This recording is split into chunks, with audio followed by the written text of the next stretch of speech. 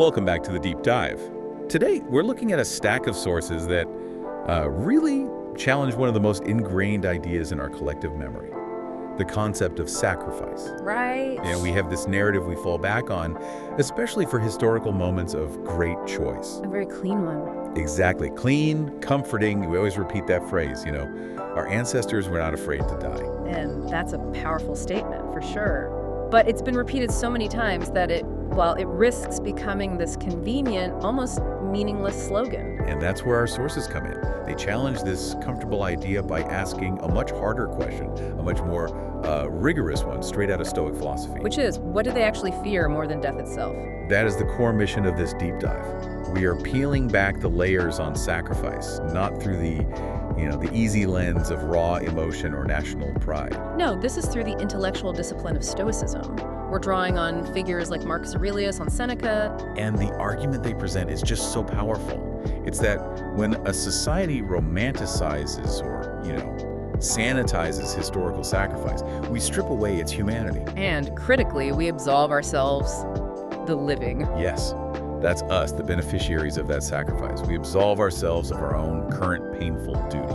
The problem isn't just, getting the history wrong. It's that the historical inaccuracy leads to a kind of moral failure in the present. How so? Well, the person who stood up, who paid that ultimate price, they likely weren't worried about the cold of the grave. They were worried that their hard-won moral choice would be reduced. Reduced to a bedtime story. Exactly. Making their sacrifice basically worthless because it fails to transmit the crucial lesson of duty to the future. Okay, let's unpack this then. The core thesis that binds all these sources together is, it's stark. It is. The greatest fear of those who sacrificed was not the actual physical death, the blade or the bullet. It was the possibility that we, the subsequent generations, would remember them incorrectly. That their messy, difficult internal struggle would be refined, packaged. And turned into a clean, abstract slogan. Right. And in doing that, we forget the painful, obligatory nature of what true duty even is. Let's start with that crucial philosophical reframing. Because when we talk about sacrifice, military or political, the language is always about fearlessness. Yeah. It's the first thing we go to. It is. But Stoicism demands a much more precise way of thinking about fear in action. Okay, so if we accept the premise that they were willing to die, then what did they not fear and what did they fear more? Well, if we're using the Stoic framework, the first thing we have to do is just get rid of the idea that people who chose death for principle were somehow lovers of suffering. Right, or had some kind of death wish. That's a modern error in interpretation. They didn't seek pain. So they weren't suffering enthusiasts, but they weren't, reckless either. Precisely. These were individuals who had processed their circumstances and accepted what was unavoidable. They realized that given their commitment to a principled justice, community, whatever it was, death was simply the unavoidable final act required by their duty. So the sources are saying the anxiety they felt wasn't really focused on the immediate physical danger. Not primarily. That danger was a known quantity. It was part of the external world they were prepared to face. So the deep anxiety wasn't the cold of the battlefield or the danger itself.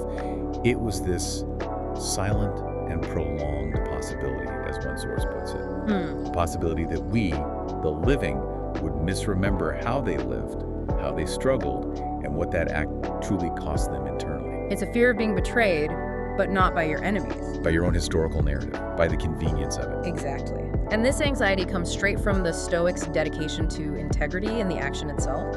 If you read Marcus Aurelius, he wrestles with this all the time. With what part specifically? With the fact that you just can't control how you're remembered. Reputation, memory, fame, these are externals. They're indifferent things, subject to the whims of the crowd. But he demands a different kind of control. Right. You can't control the outcome of remembrance, but you must live in such a way that the memory of you does not defile their actions. That's the key. For the Stoic, the only true good is exercising correct judgment, a rational choice. That's entirely internal. So if you act with perfect integrity, your duty is fulfilled. It doesn't matter what happens after. Right. So the fear then is that the distortion that comes later corrupts the one valuable thing the Stoic has, the meaning of their rational choice. Death ends the body. But distortion corrupts the soul of the action itself. And here's where it gets so profound. Okay. These sources argue the fear of distortion is actually worse than the fear of death. Death is final, it's quick, you can manage it within the Stoic framework. Distortion, on the other hand, it transforms this specific human act into a meaningless, clean slogan. It trivializes the choice they made. It does, and the sources remind us our ancestors didn't step forward to become abstract symbols. They were flesh and blood. Hungry, tired, afraid, hesitant. Yes, and they moved forward through sheer internal effort. Stoicism refuses to romanticize that. It just calls it by its true name. A demanding duty performed when all other acceptable choices were gone. And this search for correctness, for accuracy in the act itself, is what we, the living, so often fail to provide. The individual seeks correctness in their action, even if no one sees it. But the greatest fear is that we will forget that the sacrifice was not easy. It wasn't clean, it wasn't perfect, it wasn't painless. Because if you strip away the pain, you strip away the virtue. Exactly. If we tell the story of sacrifice as if it was effortless, we erase the internal struggle that was necessary for it. So the core question you have to ask is, if the sacrifice is described as obvious, as just the natural thing for a hero to do, what's the lesson? What's the difficult lesson that gets learned from that? Nothing. You essentially turn them into immobile stones, these magnificent two-dimensional statues. Fearless, unwavering, no internal conflict. And we make them admirable, for sure. But in doing that, we make them impossible for us, average, struggling humans to actually follow. And that, according to the sources, is the real betrayal. Seneca warned about this. What did he say? He said, when we elevate virtue into this grand monument, people will stop and admire it. They might even feel moved, but they won't emulate it. Admiration is passive. It's a form of entertainment. Emulation, the actual painful daily living of that virtue, that's hard. That's inconvenient. So if the living hear this false narrative, this story of a smooth victory, the lesson they learn is dangerously wrong. The lesson becomes, doing the right thing is easy, duty doesn't involve an internal wrestling match, virtue costs you nothing. Which is the convenient lie they feared we would tell ourselves. The fear wasn't about our lack of gratitude. It was that we would use that clean, false memory as an excuse to avoid our own difficult duty. So they sacrificed to fulfill their duty in their time. And they feared we would forget that duty, by its very nature, is always painful. It always requires a profound internal struggle. To really get this fear of being misremembered, we have to start with the Stoic idea of duty, the bedrock of it all. Right, and it's essential to understand this isn't some abstract moral code hanging up in the sky. For a Stoic, duty is simply the correct response to an unavoidable situation. That's a vital distinction. Duty as a reaction. Yes, it takes the element of glorious choice out of it. It's about responding appropriately to the reality you're facing, regardless of how you feel about it. And Marcus Aurelius is the perfect example of this. He never saw his difficult decisions or even accepting the possibility of death as some kind of superheroism. No, it was just a self-evident requirement of his job, of being the emperor. The emperor bears the load, the soldier stands firm. And the human, no matter their station, has to do the right thing, even if no one ever claps for it. There's no special comfort or reward in Stoicism. Just the cold, clear reality. Yes, these things must be done regardless of the outcome or fame or repayment. And that kind of commitment to clear action, untainted by a need for reward, it just clashes immediately with our human need for comforting stories. They didn't need our pity in their memory. They needed to be seen accurately. They went into that moment thinking, I am fulfilling my necessary role, not looking for glory.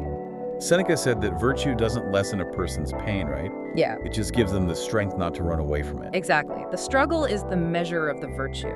And when society starts telling the story, it's precisely this uncomfortable truth of the internal struggle that memory tries to erase. So we distort the memory of sacrifice in two predictable ways. Both of which serve to protect our psychological comfort. Okay, so the first great error is making the memory gentle. Right.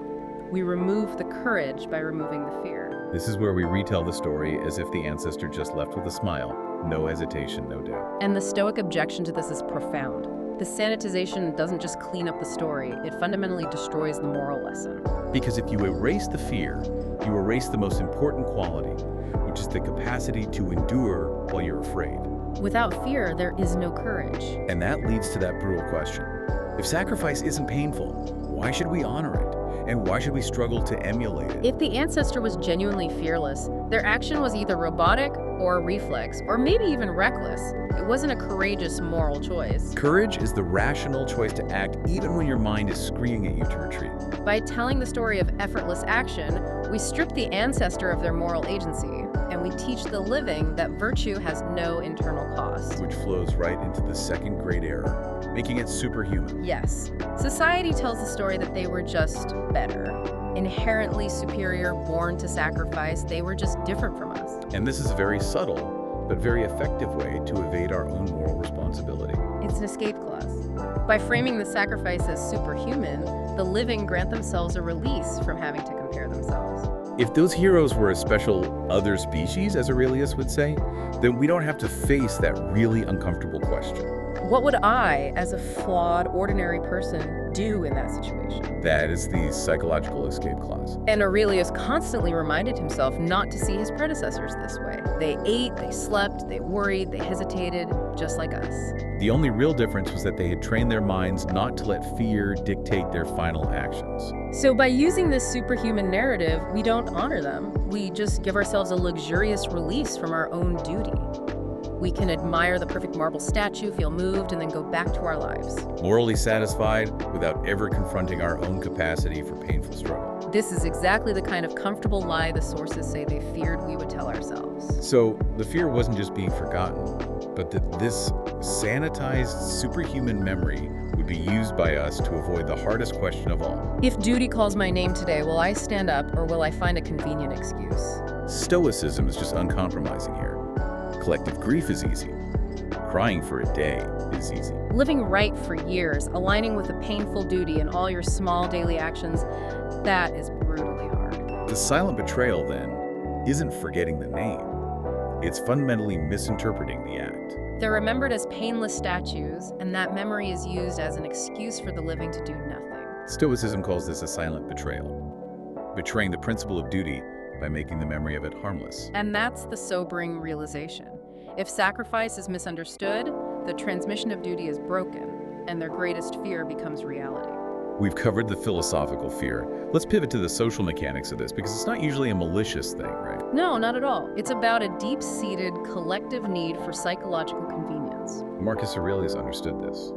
The crowd doesn't remember things for honesty.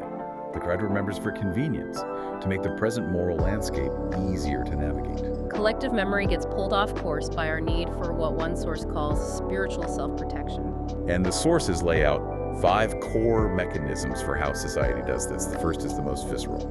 We tidy up the mess. We just can't handle the psychological chaos of truly human heroes. Why not? Because a chaotic, hesitant memory of a great figure creates tremendous discomfort for us now. If our heroes struggled, if they almost turned back, if they were terrified, then it forces a devastating question on us. If they suffered so much internal conflict just to do what was right, how can I justify my own path of ease and comfort? So society starts editing. We unconsciously cut out the details, the sleepless nights, the panic, the desire to turn back. But the Stoic objection to this is practical, not sentimental. It's not about digging up wounds for drama. It's about keeping the core truth you need to teach virtue. If you erase the fear from the story, who are you teaching courage to? Exactly. You deny the next generation the blueprint for handling their own inevitable internal chaos. Okay, the second mechanism is standardization. Society hates non-standard stories. History prefers these replicable, two-dimensional images you can package and teach. Leaving home, unwavering steadfastness, glorious victory, honor. Anything that suggests messy human struggle or moral ambiguity gets filtered out because it doesn't fit the neat formula for mass education. And Seneca warned about this. When virtue is framed this cleanly, people stop thinking critically about it. They start just copying the external posture, and copying generates ritual and ceremony, but it doesn't generate responsibility. It becomes an annual performance instead of a lived commitment. The third mechanism, externalizing duty. Pushing sacrifice into special, dramatic, historical moments. The war, the crisis. And this gives the living immense relief, because we can sigh and say, my time, my peaceful era, it doesn't require such terrible things. And the Stoic rebuttal here is so sharp. Duty is not dependent on the drama of the age. It depends on your role in your specific circumstances. Right, so the question becomes, if sacrifice is only needed in wartime, what necessary quiet act is demanded of me in peacetime? Duty never stops, it just changes form. Mechanism 4, the consumption of virtue. This one feels very modern. It does. Society is so good at converting the uncomfortable feeling of responsibility into the comfortable feeling of emotion. We're encouraged to be moved by the story instead of acting on its principles. We're allowed to feel proud of the history instead of questioning our present moral inadequacy. This is where Aurelius's warning feels like a direct critique of our century. Collective emotion, if it's not followed by individual action, is just moral consumption. Right. We consume the memory of sacrifice. We share the story. We feel aligned with what's right, but we don't change anything fundamental about our own internal discipline. It creates this powerful illusion that by feeling good about the past, we've fulfilled our obligation to the present. And the Stoic would ask, if this memory doesn't make your current life harder and more disciplined, who is it really serving? And the answer is usually just the immediate psychological comfort of the consumer. And the last one, Mechanism 5, cutting the chain of responsibility. This is when we say the ancestors completed their part. They fought the good fight, paid the price, and now it's done. And that implies the subsequent part is no longer ours to carry. It creates this artificial finish line for moral effort. But the Stoic principle is that duty is a continuous chain. It doesn't end with death, it just gets transmitted. And if we don't understand how they endured the internal cost, we can't recognize the new, quieter form our duty has taken today. The ultimate fear of the ancestor, then, was the silent, gradual crumbling of society. Not through invasion, but through moral complacency born from these comfortable, misleading memories. The conclusion here is challenging. They feared we would remember them in a way that makes duty feel so light, so optional, that no one feels the need to carry it forward. We betray them when we remember them in a way that makes duty too light to bear. Okay, we have to spend some real time on this next section, because this is where Stoicism really stands apart from simple heroism. It's a critical distinction. We have to correct the myth. Stoicism never ever taught people not to feel fear. That's impossible. It taught something much, much harder. Yes, to feel fear, but to absolutely refuse to let that fear dictate your action. That's a profound difference. The sources suggest a Stoic would say they were hesitant, they were fearful, but they did not permit that hesitation to become the deciding factor. Marcus Aurelius wrote pages and pages about fear. He saw it as a natural impression, a fantasia that comes before the will. So you can't stop the feeling from showing up. The heart will race, the palms will sweat. You can't. But the disciplined mind has the final choice. Do I believe what this fear is whispering to me? All those reasonable arguments for self-preservation. Or do I proceed based on my clear, rational assessment of my duty? And this implies that real Stoic sacrifice doesn't start with a confident sprint forward. It starts with hesitation, the most human response. Hesitation is that vital moment where you truly see what you stand to lose. Family, future, your life. And Stoicism doesn't scorn this moment. It actually sees it as the true moral checkpoint. Why is that? Well, think about it. Someone who doesn't hesitate might just be reckless, or a fanatic, or simply unable to grasp the risk. So it's only the person who stares the true cost in the face, feels that visceral pull to retreat, but still moves forward. That's the person who's truly acting from courageous, rational duty. That sounds mentally exhausting. It sounds like it demands years of preparation. It is exhausting. Yeah. And that's why the Stoics focus so much on preparation. The sources say the ancestors stood at this boundary line between fear and duty for a long time. Seneca wrote about the tremor of the mind that happens just before a huge moral undertaking. Yes. Yeah. And he explicitly said, virtue is not a magic pill that eliminates that tremor. It's the training that allows the mind not to disintegrate from that tremor. And the most dangerous enemies in that moment aren't external. No. They're the perfectly reasonable arguments to turn back that fear conjures up. I'm too young, others can do it, I have a family to think about. And Stoicism doesn't deny how powerful those arguments are. It just asks one question that cuts through all of it. Which is, If everyone thought this way, if every single person decided their personal reason for retreat was valid, what would happen to the community? What would happen to the principle? so the act of sacrifice becomes a sober decision in an irrational, terrifying circumstance. It's the cool-headed calculation of your role and your inescapable responsibility placed above the overwhelming natural impulse to save yourself. Aurelius constantly reminded himself, you can't control the outcome, but you can control our posture walking into it. So when they walked into sacrifice, it wasn't with excitement or adrenaline. It was with profound internal discipline. And that discipline isn't callousness. It's the practiced ability to separate what must be done from the feelings happening in your body. The internal reality is intense, heart pounding, hand shaking, worst case scenarios flashing through your mind. And yet, the disciplined mind commands the body forward. Stoicism calls that internal victory the only one that really matters. Far more important than any external success. And this brings us back to why leaving this part out of the story is so damaging. The danger of omission. We teach the living that courage comes naturally to special people, that it requires no prior training. When the sources forcefully argue that sacrifice is unnatural to the human impulse.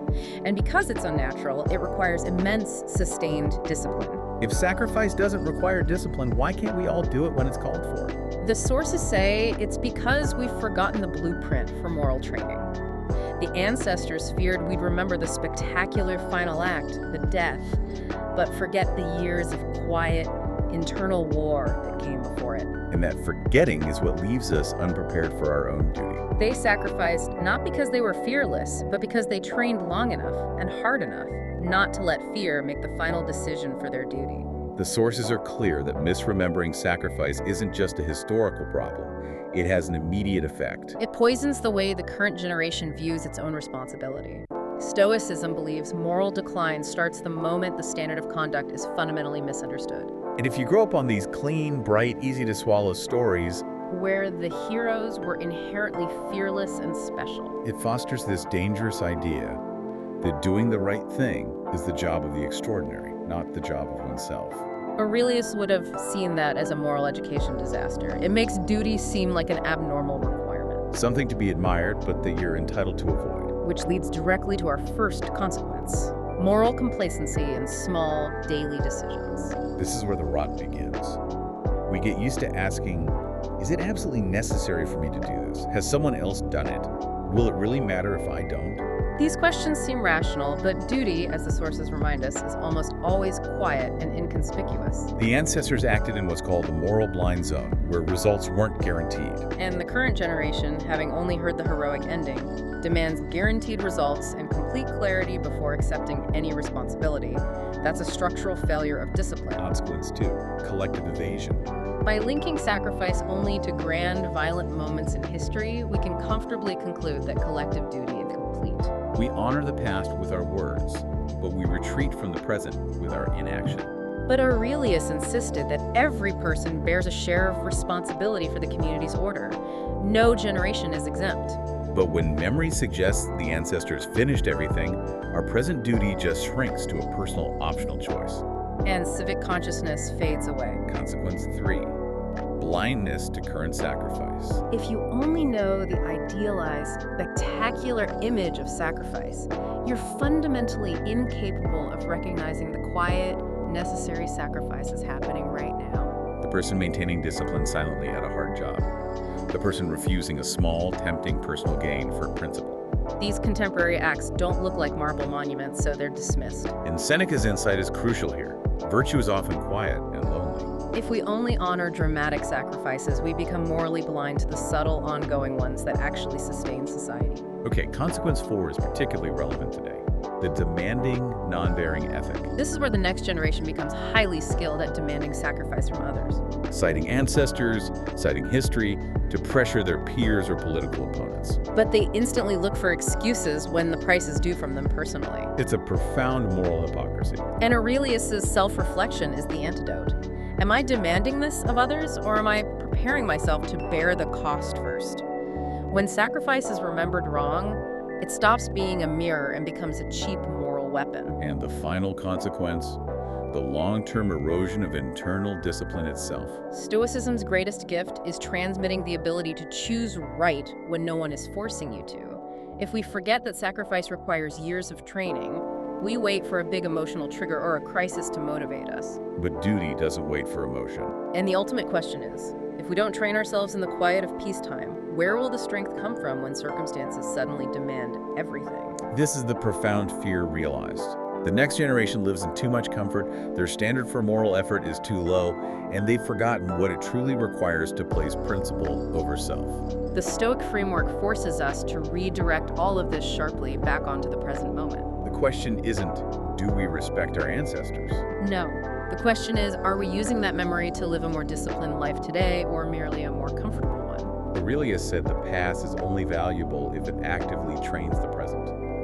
If memory doesn't make your current life morally harder, it's being misused. Stoicism rejects harmless commemoration. Every act of remembrance is a moral choice. Either it forces us to soberly assess our current duty, or it's just a comforting emotional indulgence. And we often fall straight into the trap of consensus. We all agree. Yes, the ancestors sacrificed. Yes, they're honorable. And then we stop.